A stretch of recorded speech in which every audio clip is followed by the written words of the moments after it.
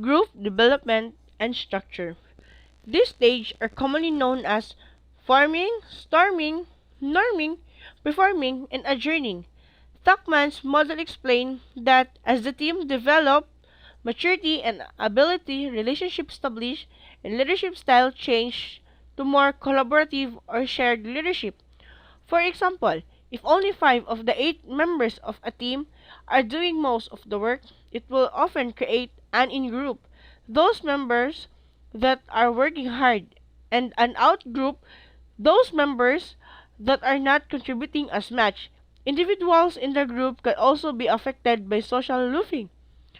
Group as a system. A group is a living, dynamic, open system that interacts within itself and with the environment, family, social, political, religious, military, and professional groups shared a central principle. Whatever affects one part of the system affects all its parts and many other parts of the supersystem or world. For example, raw materials of the group will be the talents, education, experience, and maturity of the members. Group of norms and behavior. Group norms are the informal rules that groups adopt to regulate and regularize group members' behavior. Although these norms are frequently written down and openly discussed, they often have a powerful and consistent influence on group members' behavior.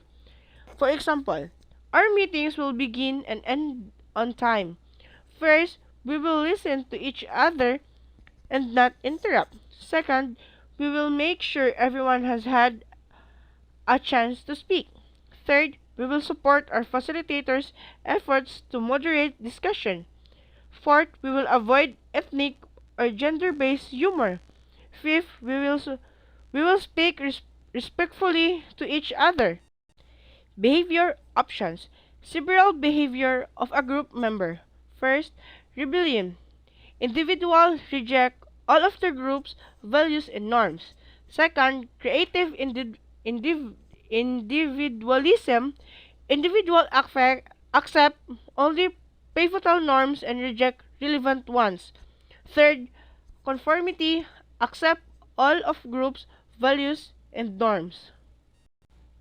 Knowledge norms. Help individuals decide whether or not to join particular group. Group norms can be transplanted into specific types of behavior. Unwritten norms may just be important as formal. This exists the necessary of a group to periodically examine its norms. 4 classifications of norms.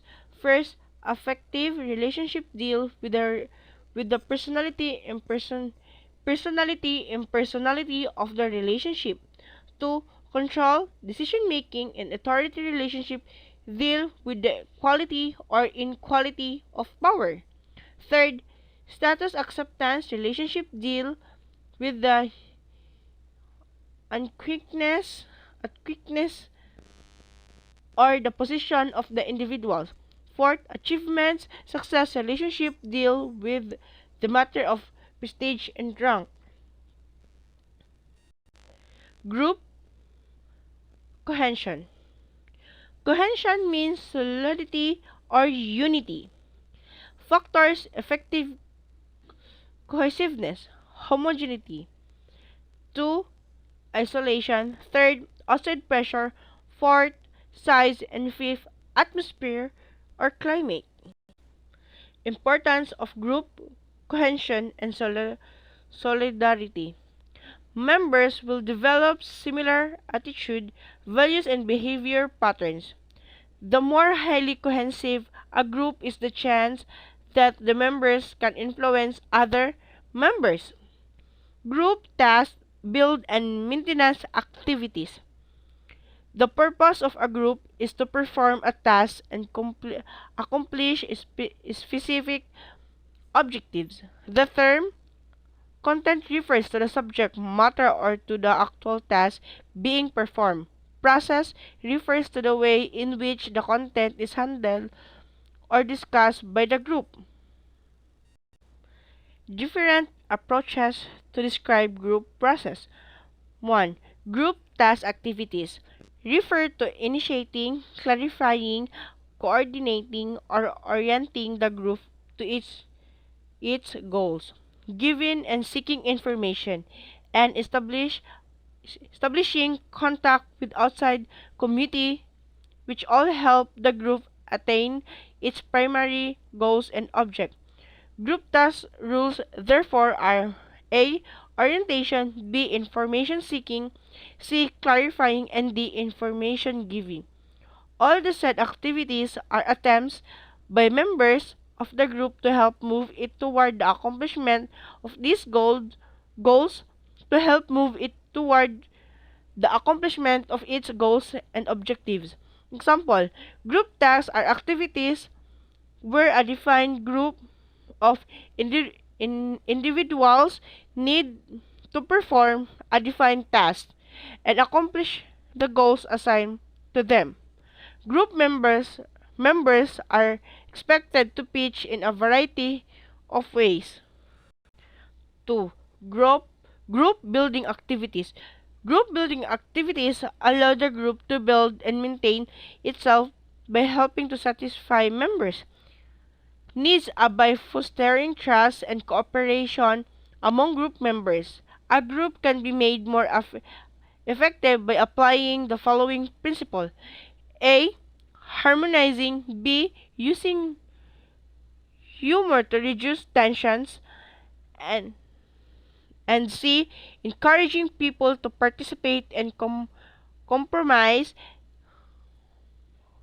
Said activities are attempts to build better relationship within the group so that the group can maintain itself. Example: team building. Team building. 3. Self-serving activities. Attention getting, attention getting, domination, aggression, and withdrawal. Help each member of a group to meet his or her own set of unique needs, values, and goals. Although such activity may satisfy an individual's particular needs, they contribute lit- little to the overall success of the group in attaining its formal or primary objectives. An individual who engage in these kinds of activities may be interested in serving personal interests more than in performing either group tasks of group maintenance rules. If a group engage is too much task activities and not enough maintenance, its effectiveness may be reduced. The other way around may happen if too much maintenance is emphasized. If self-serving roles appear, the group should try to understand this behavior and deal constructive satisfaction of valid personal needs of members. For each group to be effective, it must address itself to the task or content, and to do so constructively by paying adequate attention to group process. For example, self-serving activities is any activity used to physical honor and ability to follow our own path so others cannot have an effect on us. Commonly, self-serving activities are shopping, TV, reading, and sporting and entertainment events. Group, observing group process. Group process is concerned not with the task itself, but with how the task is being accomplished. What to look for in groups. First, participation. Question to ask regarding participation. 2. Influence. A difference exists between influence and participation of amount of airtime. 3. Style of influence. There is likewise a difference between style of influence. 4. Decision. Decision-making procedures. Frequently, a decision is made without the members considering its impact on others. 5.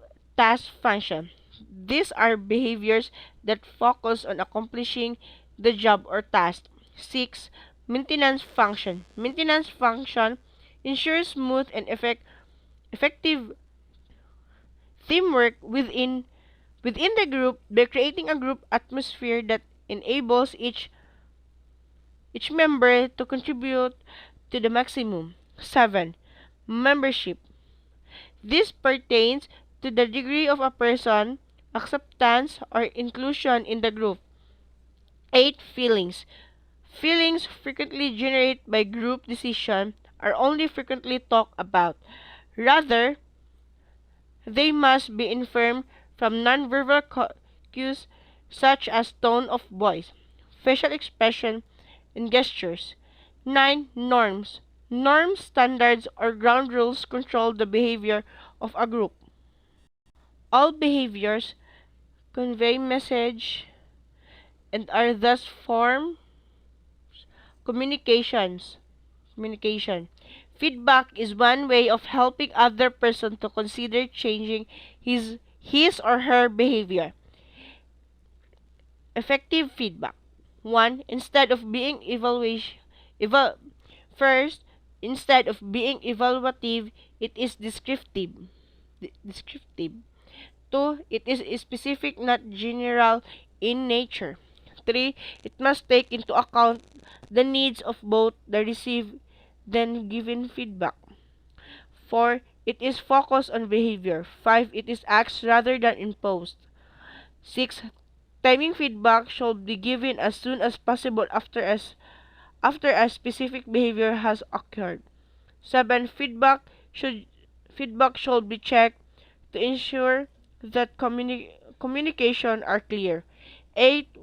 When feedback is given in a group situation. Temporary groups form to solve a particular problems, but after it has performed tasks, it is disbanded. The matrix organization consists primarily of project terms created to solve a specific problem.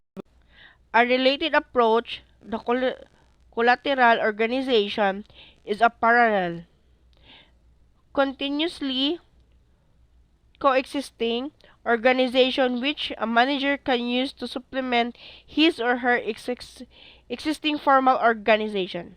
A, a collateral organization is characterized by the following.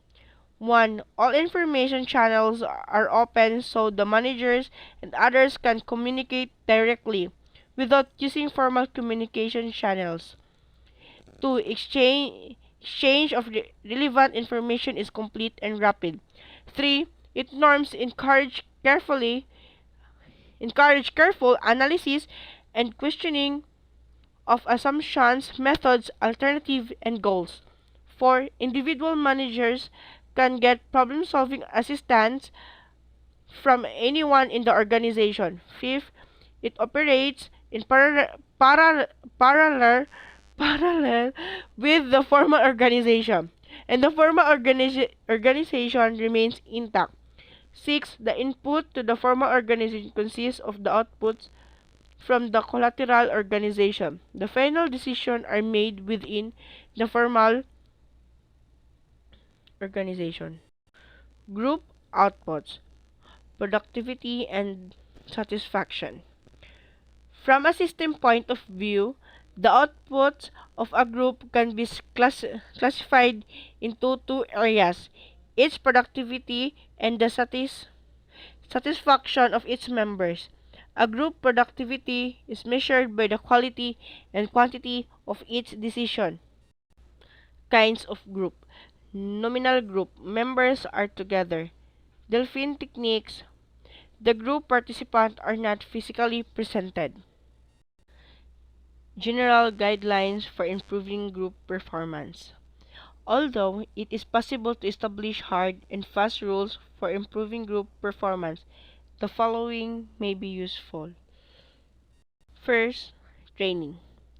A training activity is an abstract term for any planned undertaking that improves a student's qualifications, knowledge, or expertise.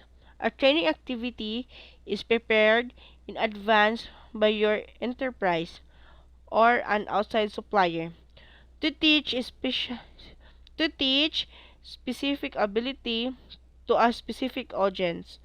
You can teach this activity many times. 2. Conflict.